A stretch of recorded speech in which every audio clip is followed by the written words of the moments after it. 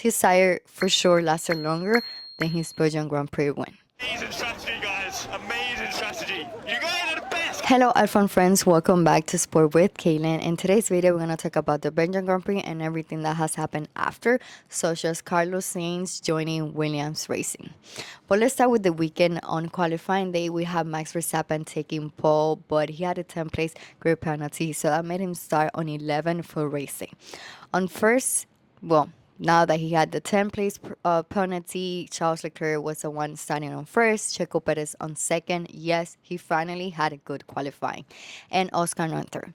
On race day, there was a lot of strategies going on. So there was a lot of drivers leading the race, such as Charles Leclerc, Carlos Sainz, Lewis Hamilton, but the race winner was George Russell with a one-sub strategy that Fernando Alonso also did, but he wasn't able to secure that win.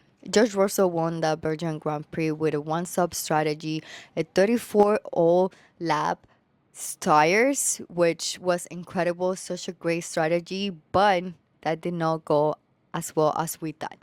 He did celebrate it on the podium, celebrated the Mercedes 1-2, but after the podium, there was some investigation that found his car to be under the weight requirement.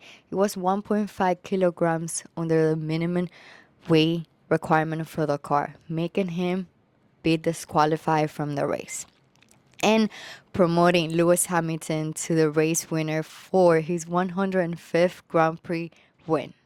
It was a bittersweet for sure for Mercedes. They went from celebrating a 1-2 with George on first, Lewis Hamilton in second, but that didn't last long as George Russell's tires did, because his tire for sure lasted longer than his Belgian Grand Prix win. Mercedes, of course, apologized to George for this mistake that they done, and they said that they're going to learn from their mistakes. One of the things that you got to know is that the longer the tires run, the less weight they weight. So his 34 all laps tires, they weighted less because it kept running more and more. So that was a factor that played into his car being on their way. And this made the whole weekend be crazy because no one expected that to happen. George Russell could have been a third F1 race winner, but it just didn't happen. It wasn't for him. It was a crazy post race because the race itself, it was pretty nice. There was no incidents. Joe Reed did retire on lap 5th. There was a lot of overtakes this race weekend that I loved seeing. You should totally watch the highlights. It was a really good overtakes, but other than that, it was a pretty nice relaxed race into the post race situation. But then when I thought that we're gonna have nice summer break, on Monday we have the breaking news that Carlos Sainz is joining Williams Racing. I do have to say I felt it coming. There was rumors he was going to Williams Racing, and I really wasn't surprised when this happened. Was I expecting maybe he's going to Alpine? I feel like Alpine could have been a better team.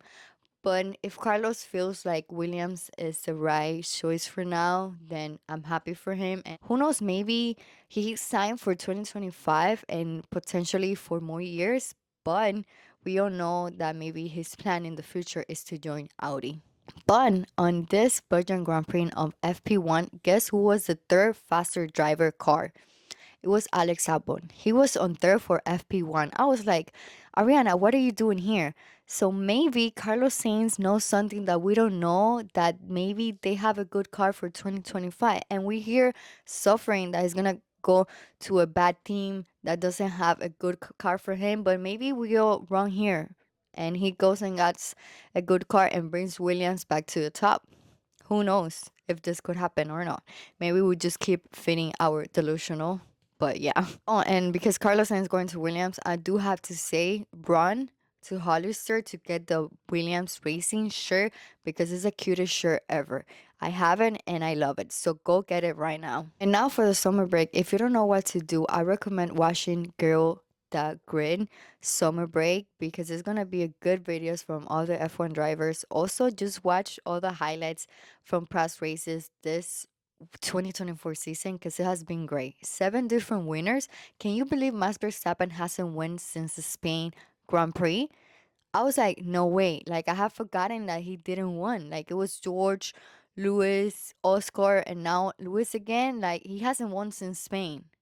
Like, OMG. Like, we never thought that we would have 7 different winners this 2024 season. Going from 3 different winners in 2023 to now 7, this season has been the great. This is the best season to become a Formula One driver, a Formula One fan, not a Formula One driver, but a Formula One fan. This is so unpredictable. And that was all. Comment down below what has been your favorite moment this 2024 season.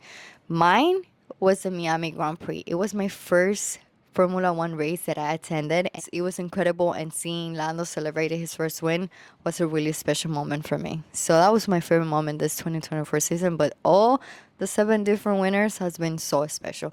So comment down below your favorite moment of this 2024 season.